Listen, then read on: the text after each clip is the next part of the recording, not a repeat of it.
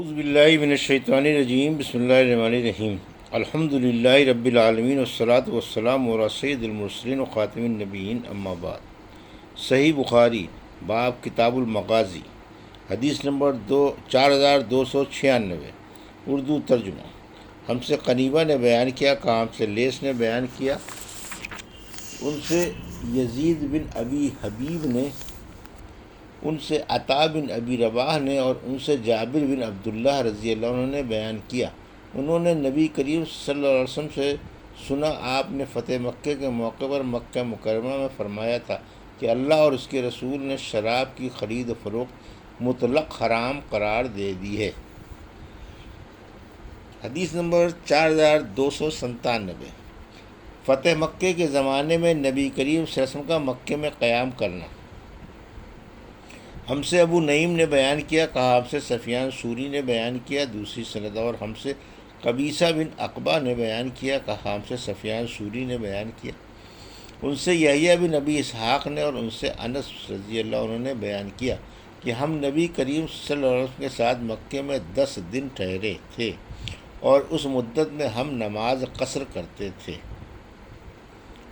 حدیث نمبر 4298، اردو ترجمہ۔ ہم سے عبدان نے بیان کیا، کہا ہم سے عبداللہ بن مبارک نے خبر دی، کہا ہم کو عاصم نے خبر دی، انہیں اکرمہ نے، اور ان سے ابن عباس رضی اللہ عنہ نے بیان کیا کہ نبی کریم صلی اللہ علیہ وسلم نے مکے میں 19 دن قیام فرمایا تھا، اور اس مدت میں صرف نماز 2 رکعتیں یعنی قصر پڑھتے تھے۔ حدیث نمبر 4299، اردو ترجمہ۔ ہم سے احمد بن یونس نے بیان کیا، کہا ہم سے ابو شہاب نے بیان کیا، ان سے عاصم نے، ان سے اکرمہ نے، اور ان سے عبداللہ بن عباس رضی اللہ عنہ نے بیان کیا کہ ہم نبی کریم صلی اللہ علیہ وسلم کے ساتھ سفر میں فتح مکہ کے بعد 19 دن تک مقیم رہے، اور عبداللہ بن عباس رضی اللہ عنہ نے کہا کہ ہم سفر میں 19 دن تک تو نماز قصر پڑھتے تھے، لیکن جب اس سے زیادہ مدت گزر جاتی تو پھر پوری نماز پڑھتے تھے۔ حدیث نمبر 4300، اردو ترجمہ۔ اور لیث بن سعد نے بیان کیا، کہا مجھ سے یونس نے بیان کیا، ان سے ابن شہاب نے، کہا مجھ سے عبداللہ بن شعبہ بن صغیر نے خبر دی کہ نبی کریم صلی اللہ علیہ وسلم نے فتح مکہ کے دن ان کے چہرے پر شفقت کی راہ سے ہاتھ پھیرا تھا۔ حدیث نمبر 4301، اردو ترجمہ۔ مجھ سے ابراہیم بن موسیٰ نے بیان کیا، کہا ہم کو حشام بن یوسف نے خبر دی، انہیں معمر نے، اور انہیں زہری نے، انہیں سنین ابو جمیلہ رضی اللہ عنہ نے زہری نے بیان کیا کہ ہم سے ابو جمیلہ رضی اللہ عنہ نے حدیث بیان کی تو ہم سعید بن مسیب کے ساتھ تھے۔ بیان کیا کہ ابو جمیلہ نے کہا کہ انہوں نے نبی کریم صلی اللہ علیہ وسلم کی صحبت پائی اور وہ آپ کے ساتھ غزوہ فتح مکہ کے لیے نکلے تھے۔ حدیث نمبر 4302، اردو ترجمہ۔ ہم سے سلیمان بن حرب نے بیان کیا، کہا ہم سے حماد بن زید نے بیان کیا، ان سے ایوب سختیانی نے، اور ان سے ابو قلابہ نے، اور ان سے عمرو بن سلمہ نے ایوب سے کہا کہ مجھ سے ابو قلابہ نے کہا عمرو بن سلمہ کی خدمت میں حاضر ہو کر یہ قصہ کیوں نہیں پوچھتے؟ ابو قلابہ نے کہا کہ پھر میں ان کی خدمت میں گیا اور ان سے سوال کیا۔ انہوں نے کہا کہ جاہلیت میں ہمارا قیام ایک چشمے پر تھا جہاں عام راستہ تھا، سوار ہمارے قریب سے گزرتے تو ہم ان سے پوچھتے لوگوں کا کیا خیال ہے، اس شخص کا کیا معاملہ ہے۔ یہ اشارہ نبی کریم صلی اللہ علیہ وسلم کی طرف ہوتا تھا۔ لوگ بتاتے کہ وہ کہتے ہیں کہ اللہ نے انہیں اپنا رسول بنا کر بھیجا ہے، اور اللہ ان پر وحی نازل کرتا ہے، یا اللہ نے ان پر وحی نازل کی ہے۔ وہ قرآن کی کوئی آیت سناتے، میں وہ فوراً یاد کر لیتا، اس کی باتیں میرے دل کو لگتی تھیں۔ ادھر سارے عرب والے فتح مکہ پر اپنے اسلام کو موقوف کیے ہوئے تھے۔ ان کا کہنا یہ تھا کہ اس نبی کو اور اس کی قوم قریش کو نپٹنے دو، اگر وہ ان پر غالب آ گئے تو پھر واقعی وہ سچے نبی ہیں۔ چنانچہ جب مکہ فتح ہو گیا تو ہر قوم نے اسلام لانے میں پہل کی، اور میرے والد نے بھی میری قوم کے اسلام میں جلدی کی۔ پھر جب وہ مدینے سے واپس آئے تو کہا کہ میں خدا کی قسم ایک سچے نبی کے پاس سے آ رہا ہوں۔ انہوں نے فرمایا کہ فلاں نماز اس طرح فلاں وقت پڑھا کرو، اور جب نماز کا وقت ہو جائے تو تم میں سے کوئی ایک شخص اذان دے، اور امامت وہ کرے جسے قرآن سب سے زیادہ یاد ہو۔ لوگوں نے اندازہ کیا کہ کسے قرآن سب سے زیادہ یاد ہے، تو کوئی شخص ان کے قبیلے میں مجھ سے زیادہ قرآن یاد کرنے والا نہیں ملا، کیونکہ میں آنے جانے والے سواروں سے سن کر قرآن مجید یاد کر لیا کرتا تھا، اس لیے مجھے لوگوں نے امام بنا دیا۔ حالانکہ اس وقت میری عمر 6 یا 7 سال کی تھی، اور میرے پاس ایک ہی چادر تھی۔ جب میں اسے لپیٹ کر سجدہ کرتا تو اوپر ہو جاتی اور پیچھے کی جگہ کھل جاتی۔ اس قبیلے کی ایک عورت نے کہا، تم اپنے قاری کا چوتڑ تو پہلے چھپا دو۔ آخر انہوں نے کپڑا خریدا اور میرے لیے ایک قمیض بنائی۔ میں جتنا خوش اس قمیض سے ہوا اتنا کسی اور چیز سے نہیں ہوا تھا۔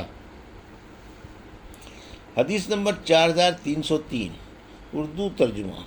مجھ سے عبداللہ بن مسلمہ قانبی نے بیان کیا کہ ہم سے امام مالک نے بیان کیا، ان سے ابن شہاب نے، ان سے عروہ بن زبیر نے، اور ان سے حضرت عائشہ رضی اللہ عنہا نے بیان کیا۔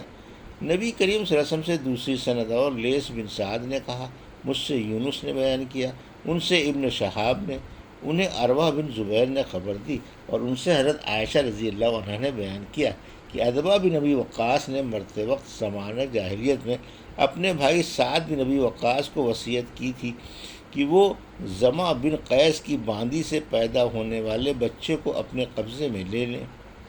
عتبہ نے کہا تھا کہ وہ میرا لڑکا ہوگا۔ چنانچہ جب فتح مکے کے موقع پر رسول اللہ صلی اللہ علیہ وسلم مکے میں داخل ہوئے تو سعد بن ابی وقاص اس بچے کو لے کر حضور اکرم صلی اللہ علیہ وسلم کی خدمت میں حاضر ہوئے، اور ان کے ساتھ عبد بن زمع بھی آئے۔ سعد بن ابی وقاص نے تو یہ کہا یہ میرے بھائی کا لڑکا ہے۔ بھائی نے وصیت کی تھی کہ اس کا لڑکا ہے، لیکن عبد بن زمع نے کہا کہ یا رسول اللہ، یہ میرا بھائی ہے، میرے والد زمع کا بیٹا ہے، کیونکہ انہی کے بستر پر پیدا ہوا ہے۔ آن صلی اللہ علیہ وسلم نے زمع کی باندی کے لڑکے کو دیکھا تو وہ واقعی سعد کے بھائی عتبہ بن ابی وقاص کی شکل پر تھا، لیکن حضور صلی اللہ علیہ وسلم نے قانون شریعت کے مطابق فیصلہ یہ کیا کہ اے عبد بن زمع، تمہیں اس بچے کو رکھو، یہ تمہارا بھائی ہے، کیونکہ یہ تمہارے والد کے فراش پر اس کی باندی کے بطن سے پیدا ہوا ہے۔ لیکن دوسری طرف ام المومنین سودا رضی اللہ عنہ سے جو زمع کی بیٹی تھیں، فرمایا سودا اس لڑکے سے پردہ کیا کرنا، کیونکہ آپ نے اس لڑکے میں عتبہ بن ابی وقاص کی شباہت پائی تھی۔ ابن شہاب نے کہا، ان سے عائشہ رضی اللہ عنہ نے بیان کیا کہ رسول کریم صلی اللہ علیہ وسلم نے فرمایا تھا، لڑکا اس کا ہوتا ہے جس کی بیوی یا لونڈی کے پیٹ سے پیدا ہوا ہو، اور زنا کرنے والے کے حصے میں سنگ ہی ہیں۔ ابن شہاب نے بیان کیا کہ ابو ہریرہ رضی اللہ عنہ اس حدیث کو پکار کر بیان کرتے تھے۔ حدیث نمبر 4304، اردو ترجمہ۔ ہم سے محمد بن مقاتل نے بیان کیا، کہا ہم کو عبداللہ بن مبارک نے خبر دی، انہیں یونس نے خبر دی، انہیں زہری نے کہا کہ مجھے عروہ بن زبیر نے خبر دی کہ غزوہ فتح مکے کے موقع پر ایک عورت نے نبی کریم صلی اللہ علیہ وسلم کے عہد میں چوری کر لی تھی۔ اس عورت کی قوم گھبرائی ہوئی اسامہ بن زید کے پاس آئی تاکہ وہ حضور صلی اللہ علیہ وسلم سے اس کی سفارش کر دے کہ اس کا ہاتھ چوری کے جرم میں نہ کاٹا جائے۔ عروہ نے بیان کیا کہ جب اسامہ نے اس کے بارے میں حضور صلی اللہ علیہ وسلم سے گفتگو کی تو آپ صلی اللہ علیہ وسلم کے چہرے مبارک کا رنگ بدل گیا، اور آپ صلی اللہ علیہ وسلم نے فرمایا، تم مجھ سے اللہ کی قائم کی ہوئی ایک عہد کے بارے میں سفارش کرنے آئے ہو؟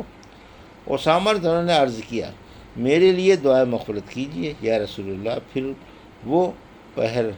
پھر دوپہر بعد آپ صلی اللہ علیہ وسلم نے صحابہ کو خطاب کیا، اللہ تعالیٰ کی اس کے شان کے مطابق تعریف کرنے کے بعد فرمایا، اما بعد، تم میں سے پہلے لوگ اس لیے ہلاک ہو گئے کہ اگر ان میں سے کوئی معزز شخص چوری کرتا تو اسے چھوڑ دیتے، لیکن اگر کوئی کمزور چوری کر لیتا تو اس پر حد قائم کرتے، اور اس ذات کی قسم جس کے ہاتھ میں محمد صلی اللہ علیہ وسلم کی جان ہے، اگر فاطمہ بنت محمد بھی چوری کر لے تو میں اس کا ہاتھ کاٹوں گا۔ اس کے بعد حضور صلی اللہ علیہ وسلم نے اس عورت کے لیے حکم دیا اور ان کا ہاتھ کاٹ دیا گیا۔ پھر اس عورت نے صدق دل سے توبہ کر لی اور شادی بھی کر لی۔ حضرت عائشہ رضی اللہ عنہا نے بیان کیا کہ بعد میں وہ میرے یہاں آتی تھی، ان کو اور کوئی ضرورت ہوتی تو میں رسول اللہ صلی اللہ علیہ وسلم کے سامنے پیش کر دیتی۔ یہ تھی صحیح بخاری باب کتاب المغازی کی حدیث نمبر 4296 سے 4304 کا اردو ترجمہ جو ابھی آپ نے سماعت فرمایا۔ اللہ سے دعا ہے کہ اللہ ہمیں ان حدیثوں کی صحیح سمجھ کے ساتھ عمل کرنے کی توفیق عطا فرما، آمین یا رب العالمین۔